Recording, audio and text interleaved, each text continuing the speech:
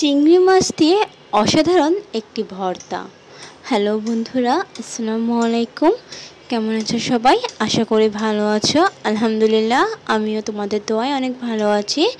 আজকে আমি নিয়ে আসলাম চিংড়ি মাছ দিয়ে একটি অসাধারণ ভর্তার রেসিপি নিয়ে। এটা কিন্তু অনেক সুস্বাদু খেতে, আর আশা করি এটা অনেক ইউনিক একটা রেসিপি হবে সবার জন্য। তো চলো রান্নাটা শুরু করি। এখানে আমি চিংড়ি মাছ নিয়েছি, কতগুলো বেশ বড় চিংড়ি। তোমরা চাইলে ছোট চিংড়িও নিতে পারো। এবার প্রথমেই যেটা করব, চিংড়ি মাছগুলোকে খুব ভালোভাবে ধুয়ে নিয়েছিলাম, মাঝখান থেকে সেটাও ফেলে দিয়েছিলাম। এবার একটি কড়াইয়ে আমি সামান্য পরিমাণে পানি গরম করে এর মধ্যে চিংড়ি মাছগুলো দিয়ে কিছুক্ষণের জন্য সিদ্ধ করে নেব।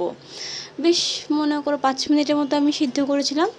পানিটা বেশি হয়ে গিয়েছিল, তাই আমি একটু কমিয়ে নিচ্ছি। এবার একটু নাড়াচাড়া করে নিচ্ছি। এই চিংড়ি মাছের মধ্যেই আমি দিয়ে দেবো সামান্য পরিমাণে হলুদ ও সামান্য পরিমাণে লবণ। এটা সিদ্ধ হওয়ার জন্য, যেহেতু যখন সিদ্ধ হবে তখন লবণটা খুব সুন্দরভাবে চিংড়ি মাছের মধ্যে ঢুকে যাবে, খেতেও তখন ভালো লাগবে। যতক্ষণ না এই পানিটা শুকিয়ে যাচ্ছে ততক্ষণ অপেক্ষা করব। তবে ঢাকনাতে ঢেকে দেবো কিছুক্ষণের জন্য, 10 মিনিট পর্যন্ত ঢাকনা থাকবে। একটু লো আঁচে দিয়েছিলাম, এতে করে চিংড়িগুলো খুব ভালোভাবে সিদ্ধ হয়ে যাবে। তার মাঝখানে আমি একটু ঢাকনা তুলে কয়েকটি রসুন দিয়ে দিচ্ছি। এখানে আমি 4 কোয়া রসুন দিয়েছি। তোমরা পরিমাণ মতোই দেবে, আমার যেহেতু একটু কম ছিল তাই আমি কম রসুন ইউজ করেছি।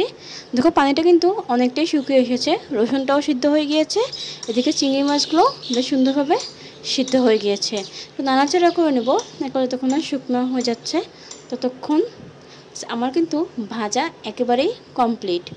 এবার একটি বাটিতে আমি কাঁচামরিচ কুচি নিয়েছি পেঁয়াজ কুচি, ঝালটা একটু আমি বেশি নিয়েছি। এবার একটু লবণ দিয়ে মাখিয়ে নিয়েছিলাম ঝাল আর পেঁয়াজগুলোকে। দিয়েছি সামান্য পরিমাণে সরিষার তেল ছাড়া ভর্তা কিন্তু জমেই না। এবার রসুন এবং যেই চিংড়িগুলো ভেজে রেখেছিলাম সেগুলো হাতের সাহায্যে আমি একটু মাখিয়ে নেব।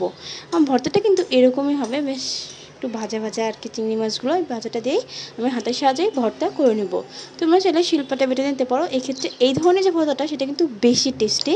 শিলপাটায় তো শুকনো মরিচতে বেটে আমরা খেয়েই থাকি, তো তোমরা চাইলে এই ধরনের ভর্তা একবার হলেও ট্রাই করে দেখতে পারো। আশা করি একটু নিরাশ হবে না, এটা কিন্তু খেতে আসলে অনেক সুস্বাদু ছিল। ধন্যবাদ।